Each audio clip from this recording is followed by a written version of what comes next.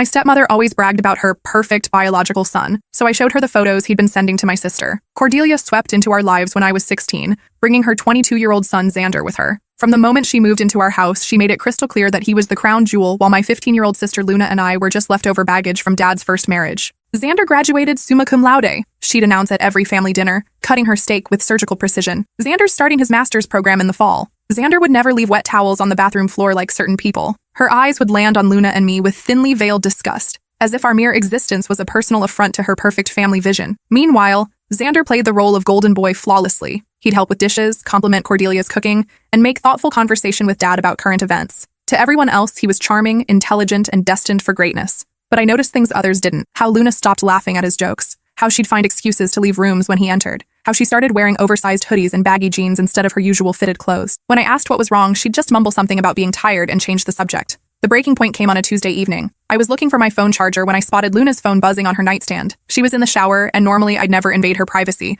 but something about the frequency of notifications felt wrong. The screen showed 17 unread messages from Z, with photo attachments. My stomach twisted as I unlocked her phone. We'd always shared passwords. What I found made me physically sick. Explicit photos, disgusting messages, months of harassment disguised as compliments. You're developing nicely. Don't tell your parents. They wouldn't understand. This stays between us, or I'll make sure everyone knows what a tease you are. My hands shook as I scrolled through the evidence. The earliest message was from 3 months ago, right after Cordelia's birthday party when Xander had offered to help Luna with her college prep. That evening, Cordelia was holding court at dinner, regaling us with Xander's latest achievements. His professor called him exceptional, she beamed, dabbing her mouth with a cloth napkin. Said he's never seen such analytical thinking in someone so young. We're so blessed to have such a brilliant, respectful son. Dad nodded along, clearly trying to bond with his new wife. Luna pushed food around her plate, avoiding eye contact with everyone. I pulled out Luna's phone, screenshots ready. Actually, Cordelia, I wanted to show you something about your brilliant, respectful son. Her face lit up like Christmas morning, expecting more praise for her precious child. Instead, I slid the phone across the table. These are the photos and messages Xander's been sending to my sister for 3 months. The silence was deafening. Cordelia's fork clattered to her plate as she picked up the phone. Her perfect composure cracked as she swiped through image after image, message after vile message. Dad leaned over to look, his face turning ashen. What the hell is this? He whispered. Just then, Xander strolled in from his evening jog, earbuds in, completely oblivious to the bomb that had just detonated. Hey family, what's for— He stopped mid-sentence when he saw his mother clutching the phone, tears streaming down her face. Mom? What's wrong? Cordelia looked up at him, her world crumbling. But instead of the horror and shame I expected, something else flickered across her features. Recognition and fear. Oh God, she breathed. He said you'd grown out of it. The room went arctic cold. Dad's chair scraped against the floor as he stood, towering over Xander with a fury I'd never seen before. You said he'd grown out of what? Dad's voice was barely controlled rage. Xander's face went from confusion to panic in seconds. Mom, don't— The therapist said it was just a phase, Cordelia continued, her voice breaking. When he was 16, there was an incident with my friend's daughter. She was only 12, but you said you were getting help. You promised me it was over. Luna bolted from the table, but I caught her hand. She needed to hear this. We all did. What kind of incident? I demanded, my voice cutting through the tension like a blade. Cordelia's hands trembled as she set down the phone. Bethany found photos on her daughter's tablet, photos that Xander had convinced her to take. He was supposed to be tutoring her in math. Dad's face had gone from pale to purple. You knew about this and you brought him into my house?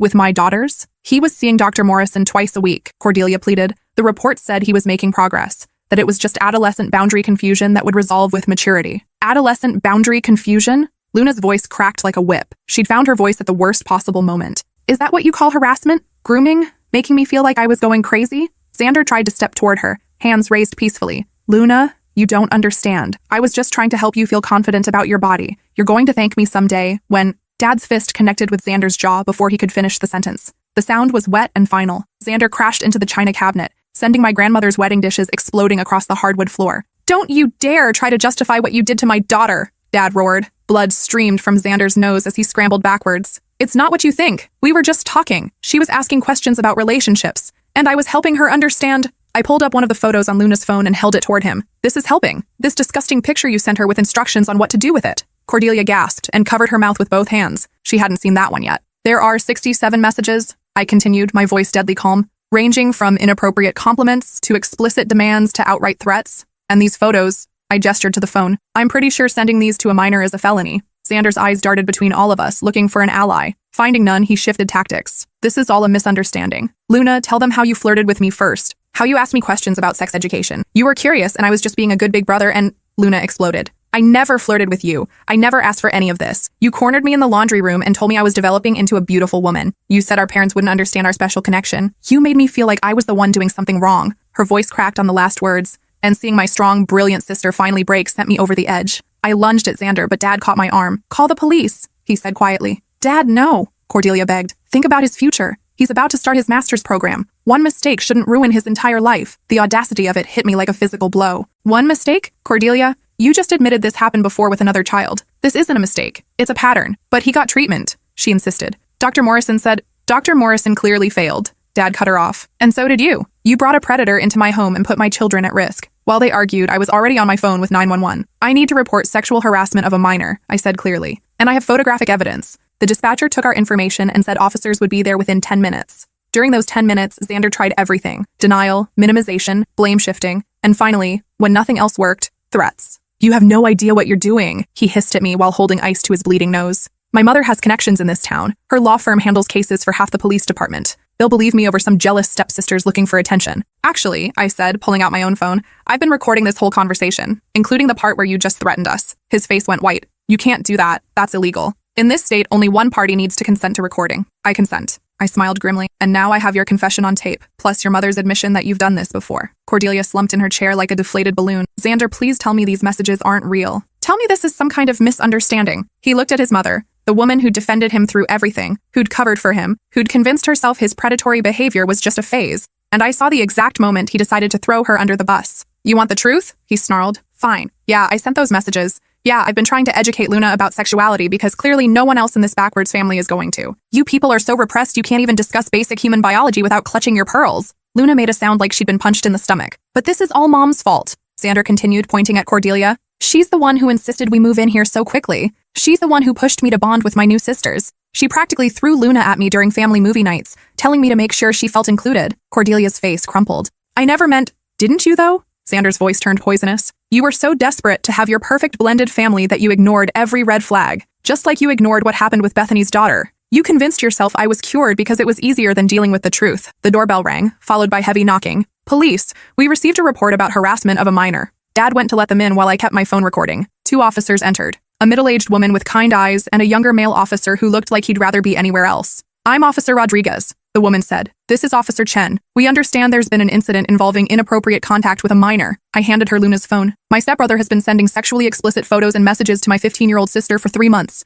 I have screenshots of everything. Officer Rodriguez took the phone and began scrolling through the evidence. Her expression grew progressively darker with each swipe. Sir, she said to Xander, I need you to step outside with Officer Chen while I finish reviewing this evidence. This is harassment, Xander protested. These girls are just trying to get attention because their parents got divorced and, Sir, Officer Chen's voice was firm. Outside. Now. As soon as Xander was gone, Officer Rodriguez turned to Luna with gentle eyes. Sweetheart, I know this is difficult, but I need to ask you some questions. Did this young man ever touch you inappropriately or try to meet you in person? Luna's voice was barely a whisper. He cornered me in the laundry room 3 weeks ago. He said he wanted to see if I looked like the photos he'd seen. He tried to lift up my shirt, but I ran away. My vision went red. Dad's jaw clenched so hard I could hear his teeth grinding. Officer Rodriguez made notes. Did you tell anyone about this incident? I tried to tell Cordelia, but she said Xander was just being friendly, and I was misinterpreting brotherly affection. Officer Rodriguez looked at Cordelia with disgust. Ma'am, when a child reports inappropriate behavior, the correct response is to investigate, not dismiss their concerns. Cordelia was sobbing now. I thought she was just having trouble adjusting to the new family dynamic. Xander seemed so normal, so helpful around the house. Predators often present as charming and helpful,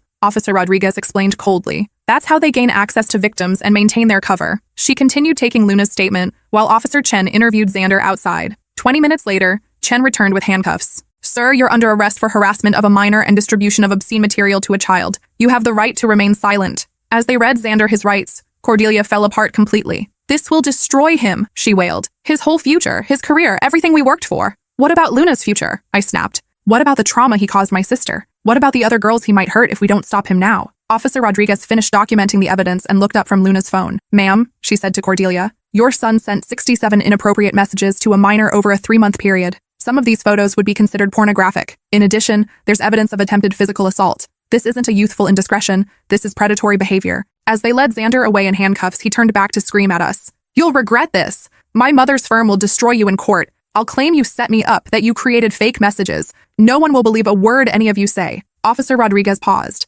Sir, that sounds like witness intimidation, which is another felony. Would you like me to add that to your charges? Xander finally shut up. After the police left, our house felt like a crime scene. Cordelia sat at the kitchen table, staring at the broken china scattered across the floor. I need to call his lawyer, she said dully. No, Dad said firmly. You need to pack your things and leave. Cordelia looked up in shock. What? You heard me. Pack your things and get out of my house, tonight. But we're married, she protested. You can't just watch me. Dad's voice was ice cold. You brought a sexual predator into my home and endangered my children. When my daughter tried to tell you what was happening, you dismissed her concerns and protected your son instead. You chose him over Luna's safety. I didn't know, Cordelia whispered. You didn't want to know, I corrected. There's a difference. Dad continued ruthlessly. I'll be filing for divorce tomorrow morning. I'll be requesting a restraining order to keep both you and your son away from my children. And if you try to contact Luna or pressure her to change her story, I'll make sure the prosecutor knows about witness intimidation. Cordelia's face went ashen. You can't take everything. I have rights. I put money into this house, into our life together. Sue me, Dad said simply. We'll let a judge decide what your silence was worth. She stumbled upstairs to pack while Luna and I sat in the living room, processing everything that had just happened.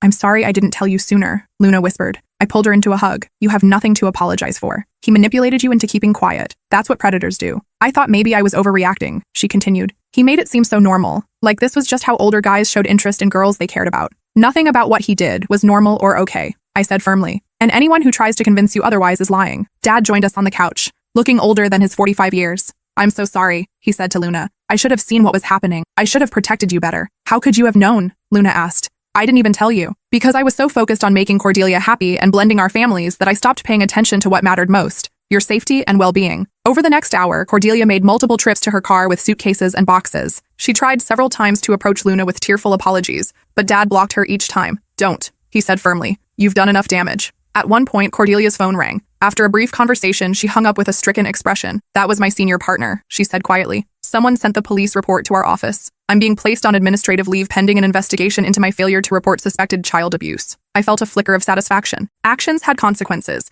even for high-powered attorneys who thought they were above the law. Maybe you should have thought about that before you prioritized your son's reputation over my sister's safety, I said coldly. Cordelia looked at me with something like hatred. You destroyed our family. No, Luna spoke up, her voice stronger than it had been all evening. Xander destroyed it when he decided to abuse his position as my stepbrother. You destroyed it when you chose to protect him instead of me. We just refused to keep your secrets anymore. As Cordelia loaded her final box into her car, she turned back to Dad one last time. You'll never find anyone who loves you like I did, she said bitterly. Dad's response was swift and brutal. I never want to find someone who loves me the way you do, with conditions and blind spots and willful ignorance when the truth becomes inconvenient. After she drove away, the three of us sat in the wreckage of our dining room, surrounded by broken dishes and shattered illusions. What happens now? Luna asked. Now we heal, Dad said simply, and we make sure Xander faces consequences for what he did. The next few weeks were a whirlwind of legal proceedings. Xander's lawyer tried every defense in the book. Luna was a troubled teen acting out. She'd fabricated the messages for attention. She'd seduced his innocent client. None of it stuck. The evidence was overwhelming. 67 messages over 3 months, multiple explicit photos, and Luna's detailed testimony about the laundry room incident. The prosecutor also subpoenaed records from Dr. Morrison about Xander's previous treatment, which revealed that the therapist had actually recommended against unsupervised contact with minors. Cordelia had ignored that recommendation too. During the preliminary hearing, I watched Xander's carefully constructed persona crumble under cross-examination. Without his mother running interference, he was just another creepy predator who thought charm and privilege would protect him forever. The prosecutor was a woman named Alex Novak, who specialized in crimes against children. She was methodical, thorough, and utterly relentless. Mr. Xander, you testified that you were merely trying to provide educational information to the victim about human sexuality. Is that correct? Yes, that's right. And in your expert opinion, what educational value was provided by this photograph? She held up a printed copy of one of Xander's more explicit images. Xander's face went red. That was taken out of context. What context makes sending pornographic images to a 15-year-old appropriate? I never said it was pornographic. Would you describe this image as educational material you might find in a health textbook? Well, no, but would you show this image to your mother? That's not fair. Would you email this image to your professors as an example of your educational outreach? You're twisting my words. I'm asking simple questions about your own actions, Mr. Xander. If these images and messages were truly educational in nature, why did you repeatedly tell the victim to keep them secret from her parents? The defense lawyer objected, but the damage was done. Xander had no good answers because there were no good answers. What he'd done was indefensible. The most devastating moment came when they played the recording I'd made during that first confrontation. Hearing Xander's voice again, arrogant, manipulative, threatening, made Luna flinch, but she stayed strong. He manipulated me into thinking I was the problem, she testified. He said I was too immature to understand what real affection looked like. He said our parents wouldn't understand our special connection because they were old-fashioned about sexuality. How did his messages make you feel? Ms. Novak asked gently, confused at first, then scared, then disgusted. Luna's voice was steady. but I could see her hands shaking. I started avoiding family gatherings because I was afraid he'd cornered me again. I stopped wearing normal clothes because I thought maybe I was sending the wrong signals somehow. Did you ever encourage or request these messages and images? No, never. I just wanted him to leave me alone, but he said ignoring him would hurt his feelings and cause problems in our family. When Cordelia was called as a witness, she tried to minimize her knowledge of Xander's past behavior. Ms. Novak destroyed that fiction quickly. Mrs. Patterson, you stated that your son received therapy for boundary issues when he was 16. What were those boundary issues? He had some confusion about appropriate relationships with younger children. Specifically, he sexually harassed a 12-year-old girl and convinced her to take explicit photographs, correct? The therapist said it was a phase. Did Dr. Morrison recommend that your son avoid unsupervised contact with minors? Cordelia's silence stretched for nearly a minute. Mrs. Patterson, I'll ask again. Did Dr. Morrison recommend that your son avoid unsupervised contact with minors? Yes, she whispered. Yet you moved into a house with 2 teenage girls and allowed your son extensive unsupervised access to them, correct? I thought he was better. You hoped he was better, but you never verified his progress with Dr. Morrison, did you? No. You never implemented any safeguards to protect the children in your new household, did you? No. And when one of those children tried to report inappropriate behavior, you dismissed her concerns without investigation, correct? I misunderstood the situation. You chose to protect your son's reputation over a child's safety. That's not. Cordelia started to protest, but her lawyer advised her to stop talking. The trial lasted 3 days. The jury deliberated for less than 2 hours. Guilty on all counts. Xander was sentenced to 3 years in prison, followed by 5 years of supervised probation and mandatory registration as a sex offender. His master's program expelled him. His future in academia was over. Cordelia's law firm fired her after their internal investigation revealed that she'd failed to report suspected child abuse, which violated both state law and bar ethics rules. Her law license was suspended for 2 years. During the sentencing hearing, Luna read a victim impact statement that brought the entire courtroom to tears. Xander stole my sense of safety in my own home, she said, looking directly at him. He made me doubt my own perceptions and blame myself for his actions. He turned what should have been a normal family situation into a nightmare of manipulation and fear. She paused, gathering strength. But he didn't break me. His mother's willful blindness didn't silence me, and their attempts to discredit me only made me more determined to speak the truth. Luna looked over at me and Dad, sitting in the front row. I'm lucky to have family members who believed me, supported me, and refused to let this be swept under the rug. Not every victim has that support system, but every victim deserves justice, and every predator deserves consequences. She turned back to Xander. I hope you get the help you need in prison. But more than that, I hope you never have the opportunity to hurt another child the way you hurt me. After the trial, life slowly returned to something resembling normal. Luna started seeing a therapist who specialized in trauma recovery. She returned to her old clothes, her old confidence, her old laugh. Dad and I started family therapy too, working through the guilt and confusion of having lived with a predator without recognizing the signs. The therapist helped us understand that sophisticated manipulators are skilled at hiding their true nature, especially from the adults who might intervene. 6 months after Xander's sentencing, Luna came to me with a proposal. I want to start a support group for teens who've been sexually harassed by family members, she said. There's nothing like that in our area, and I keep thinking about how isolated I felt before you found those messages. That's an amazing idea, I said. How can I help? Would you co-facilitate with me? I think having siblings involved might help other families understand how to support each other better. We started the group with 4 participants. Within a year, we had over 20 regular attendees and a waiting list. Luna's courage in speaking publicly about her experience inspired other victims to come forward. 2 years after Xander's conviction, I was contacted by a detective in another state. 3 more victims had come forward, all teenage girls who'd been groomed and harassed by Xander during his undergraduate years. My recording and Luna's testimony helped prosecutors build cases against him for those crimes as well. Xander pled guilty to avoid additional trial time, adding another 4 years to his sentence. Cordelia never contacted us again. I heard through mutual acquaintances that she'd moved to another state and taken a job as a paralegal under her maiden name. She'd tried to reinvent herself, but her reputation followed her. Some bridges, once burned, can never be rebuilt. On Luna's 18th birthday, she got a tattoo on her wrist. Survivor. Not victim, not broken. Survivor. It reminds me that I have power, she explained. He tried to take that away from me, but he failed. That night, as we celebrated with her favorite chocolate cake, Luna made a toast. To family members who listen when we speak up, she said, raising her glass of sparkling cider. To sisters who invade our privacy for all the right reasons. And to justice, even when it's delayed. I raised my own glass. To little sisters who find their voices and use them to protect other people. Dad added, to choosing truth over comfort, always. As we clinked glasses, I realized that Cordelia had been wrong about one thing. Xander's crimes hadn't destroyed our family. They'd made us stronger. We'd learned that love without truth is worthless, that protection requires vigilance, and that breaking silence is sometimes the most loving thing you can do. The perfect family Cordelia had envisioned never existed, but the real family we'd become, scarred, tested,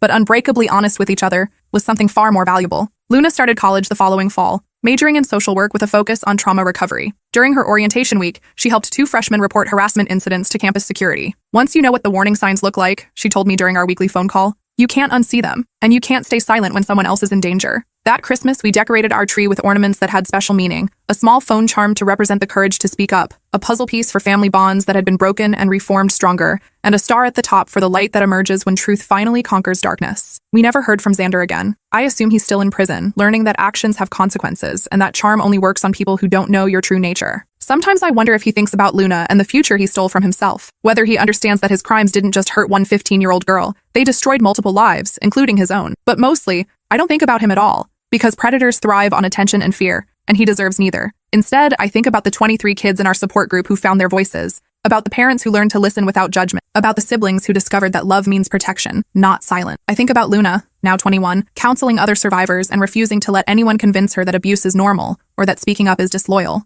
And I think about Dad, who learned that being a good parent sometimes means destroying the family you thought you wanted in order to protect the children who are actually yours. We're not the family Cordelia dreamed of creating. We're something better. A family that chooses truth over comfort, safety over reputation, and justice over keeping secrets. And that's something worth celebrating.